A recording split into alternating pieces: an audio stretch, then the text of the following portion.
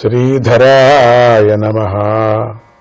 యక్షులతో నిండుగా ఉన్న అలకాపురాన్ని ధ్రువుడు చూశాడు.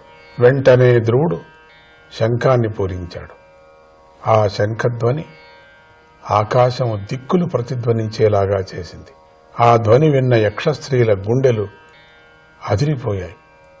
వారు వణికిపోయారు. వారి కన్నుల్లో భయం కనిపించింది. అప్పుడు గొప్ప బలవంతులైన యక్ష సైనికులు ఆ ధ్వనిని సహించలేక వేగంగా కదిలి ఆయుధాలను ఎత్తి పట్టుకొని నగరం బయటకు వచ్చి ధ్రువుడికి పైకి దూకారు. ధ్రువుడు రథంపై నుండి యుద్ధం చేయటంలో అరితేరినవాడు కదా. ప్రసిద్ధుడు. అతడి యొక్క మనస్సును చూస్తూనే శత్రువులకు భయం కలుగుతుంది. అంత ప్రసిద్ధుడు. అతడి యొక్క ధనుస్సును చూస్తూనే శత్రువులకు భయం కలుగుతుంది కదా. అసలు రథం మీద కూర్చొనే చేయిస్తుంటాడు. అట్లా ఆ విధమైనటువంటి నేర్పరి. అతడి మీదకు యక్ష సైనికులు దూసుకొని రాగా ఆయన ఒక్కొక్క యక్షుడిపై 3 బాణాలను ప్రయోగించి అందరినీ ఒక్కసారిగా కొట్టాడు. ఆ బాణాలు తమ నుదుటిపై బాగా నాటుకోవటాన్ని చూసి యక్ష సైనికులందరూ తాము ధ్రువుడి చేతిలో అపజయం పాలయ్యామని భావించారు. ధ్రువుని యొక్క పరాక్రమాన్ని, వీరకృత్యాన్ని ప్రశంసించారు. ఇంతలోనే తేరుకొని తోక తొక్కిన పాముల్లాగా అయిపోయారు.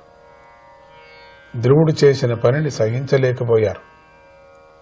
ఒక్కొక్కరు 6 బాణాలను ప్రయోగించి ఒకేసారిగా ధ్రువుణ్ణి కొట్టారు.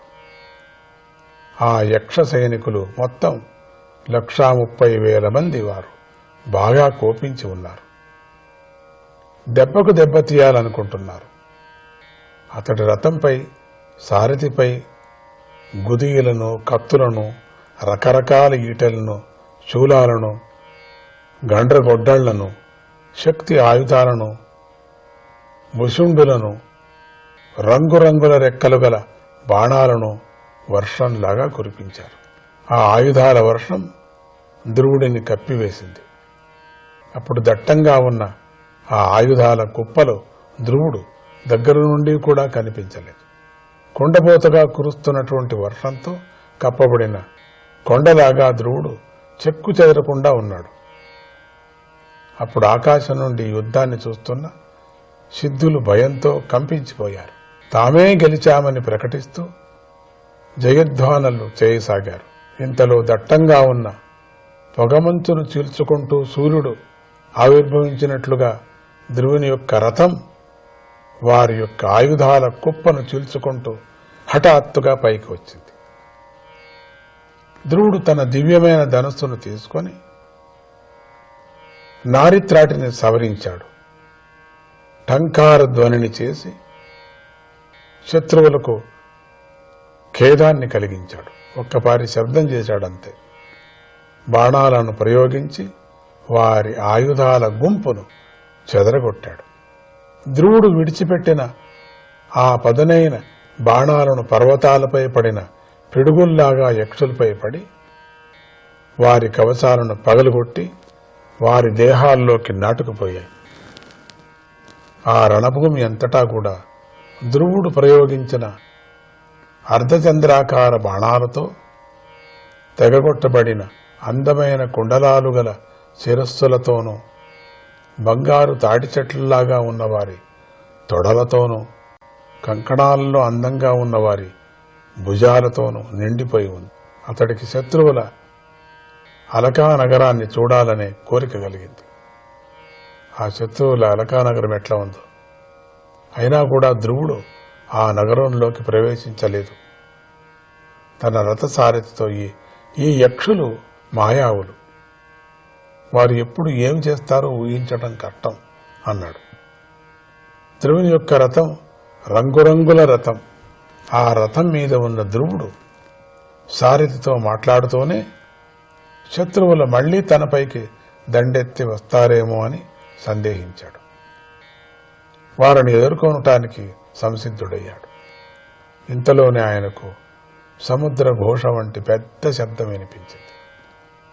దాని వెనకాలే పెనుగాలితో కూడిన పెద్ద ధూళి దిక్కులను కప్పివేస్తూ కనిపించింది.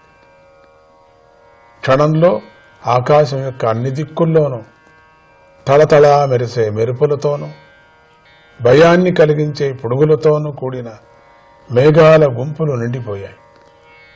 అవి యక్షులు ప్రయోగించిన ఆ మాయా మేఘాలు. అవి రక్తధారులను, శ్లేష్మము మొదలైన ద్రవాలను, చీము, మలమూత్రాలు, కొవ్వులను కురిపించాయి. ధ్రువుడి ఎదుట ఆకాశం నుండి మొండాలు రాలిపడ్డాయి. తర్వాత ఆకాశంలో ఒక పర్వతం కనిపించింది. అన్ని దిక్కుల నుండి రాళ్ల వర్షం కురవసాగింది. ఆ వర్షంతో పాటు గదలు, గుదియలు, కత్తులు, రోకళ్లు కూడా పడ్డాయి.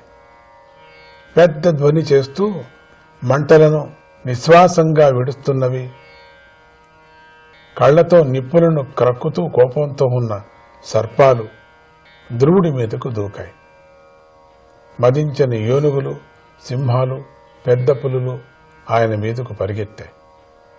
అప్పుడు భీషణమైన సముద్రం పెద్ద పెద్ద తరంగాలతో భయం పుట్టిస్తూ, పెద్దగా శబ్దం చేస్తూ, ప్రళయకాలంలో లాగా పొంగి పొర్లుతూ, నేల అన్ని వైపులా ముంచేస్తూ బాగా దగ్గరకు వచ్చింది. ఇలా క్రూర స్వభావం గల ఆ యక్షులు రాక్షసమాయతో అనేక భయంకరమైన దృశ్యాలను సృష్టించారు. కానీ ఇవి దుర్బలమైన మనస్సు గల వారికి మాత్రమే భయపెడతాయి. స్థిరంగా ఉన్న ఆ ధ్రువుడిని యందు యక్షులు ప్రయోగించిన ఆ మాయ దాటటానికి సాధ్యమయ్యేదే కాదు. అది చూసి అక్కడకు వచ్చిన మహర్షులు ధ్రువుడికి శుభం కలగాలని అని ప్రార్థన చేశారు. ఇంతటితో 4వ స్కందంలోని 10వ అధ్యాయము సమాప్తం. శ్రీధరాయ నమః.